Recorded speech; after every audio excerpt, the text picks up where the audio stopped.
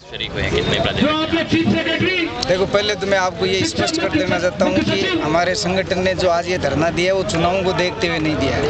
आज से 1.5 साल पहले हमने यहाँ 54 दिन तक संघर्ष किया था।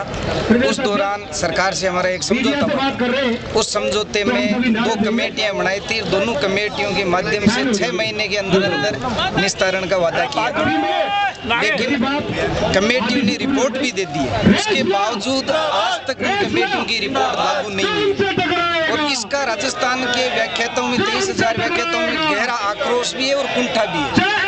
तो हमें संगठन को उनकी कुंठा को और आक्रोश को देखते हुए आज 1 दिवसीय सांकेतिक धरने का आयोजन किया है, लेकिन सब में जबरदस्त आक्रोश है। आज ये चाहते हैं कि जैसे भाजपा ने, जैसे कांग्रेस ने राजस्थान में रथ यात्राएं निकाल रहे हैं, वैसे ही रेसला भी एक रेसला वाहिनी के माध्यम से एक संदेश यात्रा निकाले और पूरे 200 विधानसभा क्षेत्रों में दौरे करें।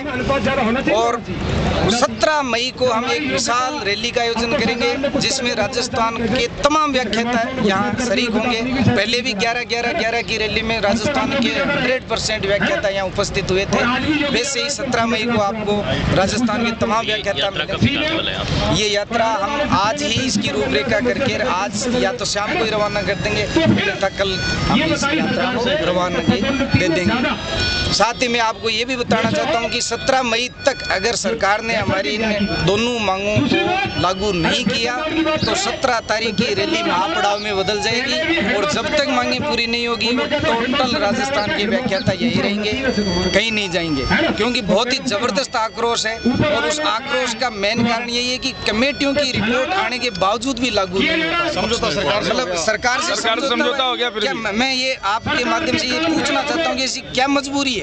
पहले हमें ये कहा गया कि हमारा जो हेडमास्टरों का संगठन है उन्होंने परीक्षा नहीं करने की और कॉपियां नहीं जांचने की धमकी दी है। तो हमने कहा कि भाई कॉपियां भी हम जांचते हैं, परीक्षाएं भी हम करवाते हैं। हम वादा करते हैं कि हम परीक्षाएं सफलतापूर्वक करवाएंगे और हमने करवाई।